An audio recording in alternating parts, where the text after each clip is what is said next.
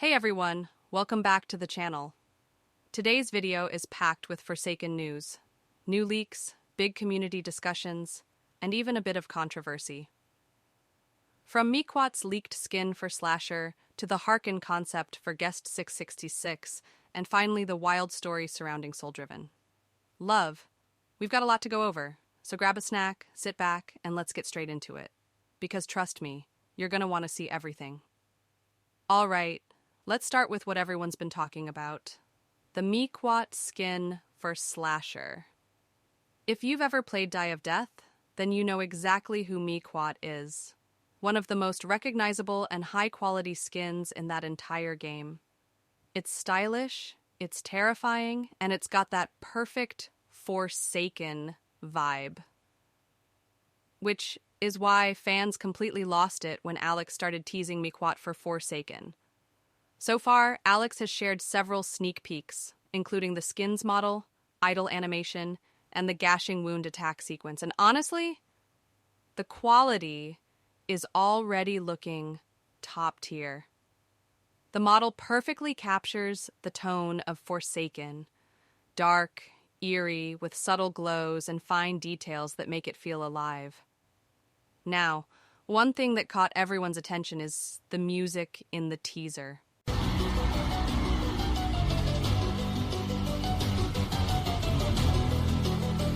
Some fans believe that it might actually be the official chase theme for Miquat when it finally drops in the game. It's not confirmed, but judging by how intense the track sounds, deep percussion, low reverb, and that creepy pulse, it definitely feels like something you'd hear while being hunted. We also got a comparison shot between Miquat and Jason, which revealed something interesting. Miquat is slightly slimmer, but his animations are sharper and more fluid, giving the impression of a faster, more precise killer. One detail worth mentioning, Alex's attention to animation timing. Some players noticed that Miquat's gashing wound animation looks a bit slower than the default slashers. This might be intentional, maybe to emphasize the weight behind each attack, or maybe to fit the theme of the skin being more methodical. Either way, it feels deliberate and stylish, not lazy. If this is the level of quality we can expect, then the Miquat skin might easily become one of Forsaken's most popular cosmetics yet, possibly even a highlight of the Die of Death X Forsaken crossover. Now let's move to the next exciting piece of news. The Hearken skin for Guest 666. This one's still in the concept stage, but it's already generating a huge wave of hype. For those unfamiliar, Hearken is another figure from Die of Death, known for his cold, almost divine design and that unsettling energy that just makes you stop and stare. He's not just creepy, he's elegant in a very unsettling way. Alex recently tweeted that after he finishes the Miquat skin, he'll start working on the Hearken concept for Guest 666. And if you followed Forsaken development for a while, you know that when Alex says something like that, it usually happens. Remember the aberrant skin? That started off as nothing more than a concept sketch and fan idea, and it ended up in the game as a full playable design. So, if history repeats itself, there's a real chance that Hearken will evolve from concept to reality. The community has already started creating fan art and 3D mock-ups based on the idea. Some of these designs show Guest 66 wearing a fractured black mask with glowing cracks, similar to Hearken's style in Die of Death. It fits perfectly with Forsaken's tone, tragic, mysterious, and just a little bit unholy. There's also been a massive amount of support online. One of Alex's tweets about Hearken went viral in the Forsaken fandom, getting hundreds of likes and retweets. Fans clearly want this to happen, and Alex seems motivated to make it real. Honestly, I think if this skin becomes official, it could become one of the best-looking designs in the entire game. Guest 666 already has that aura of mystery, and combining that with Hearken's style could make for something legendary. Now, let's switch gears a bit and talk about something more chill, the Forsaken X Fish collab.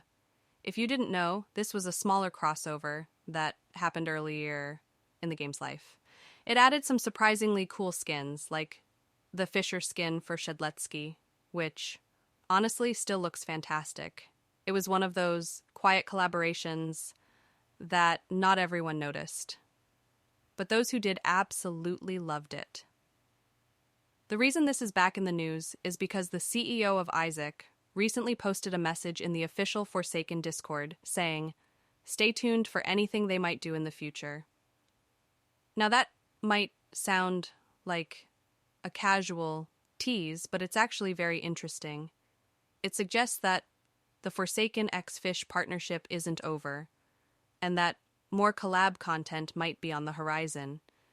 Imagine getting new skins themed after aquatic horror or deep sea survival. That aesthetic would fit Forsaken perfectly.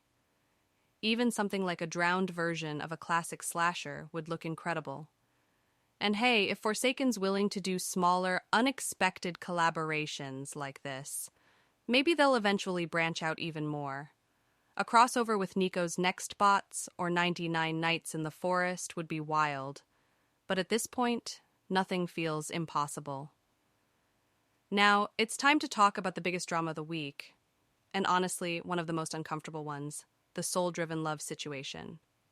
So here's the deal. About 2 days ago, SoulDrivenLove was caught playing a modded Forsaken game on Roblox.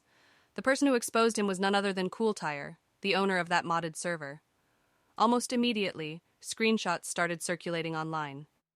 One of them showed Soul using the John Doe model, which was made by an independent creator, and that already caused backlash, because it's considered disrespectful to use custom-made assets in modded versions without permission. But things got much worse.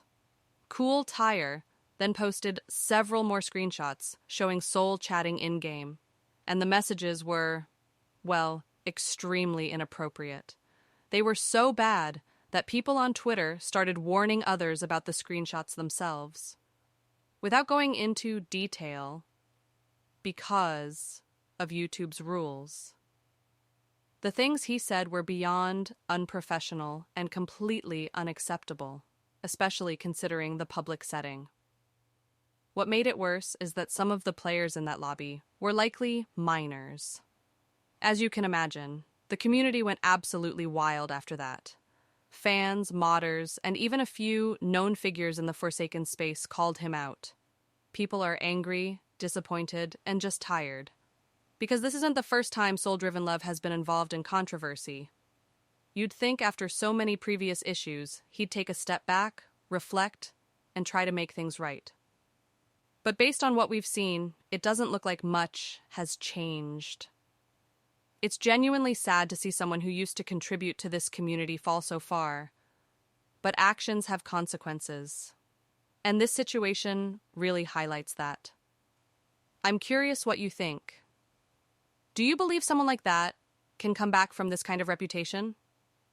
Or should the community just move on and focus on the people actually bringing positivity and creativity into the game? Let me know down in the comments, because this topic's divided a lot of people.